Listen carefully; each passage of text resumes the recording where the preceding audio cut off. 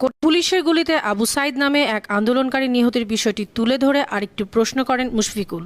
Abu Saeed, a young student of English Begum Rokeya বিশ্ববিদ্যালয়ের ইংরেজি সাহিত্যের তরুণ শিক্ষার্থী আবু সাইদ তার সহপাঠীদের বাঁচাতে পুলিশের সামনে ঢাল হয়ে দাঁড়িয়েছিলেন, কিন্তু শাসক বাহিনী তাকে গুলি করতে দ্বিধা করেনি। But regime force did not hesitate to shoot him. এমনকি সে বুঝতে পারেনি যে তার বন্ধুদের উদ্ধার করার চেষ্টা করার সময় তাকে গুলি করা হয়েছে। এভাবেই উপহাসের নির্বাচনের আগে থেকেই শেখ হাসিনা তার শাসন ক্ষমতা ধরে রেখেছেন। আমি দুঃখিত, মার্কিন পররাষ্ট্রমন্ত্রী বলেছিলেন সারা বিশ্ব বাংলাদেশের নির্বাচনের দিকে তাকিয়ে আছে এবং এজন্য স্টেট ডিপার্টমেন্ট ও যুক্তরাষ্ট্র প্রয়োজনীয় সব পদক্ষেপ নেবে। কিন্তু জনগণের অধিকার যখন হরণ করা হয় তখন হঠাৎ আপনি নীরব হয়ে যান। কেন এমন হয়?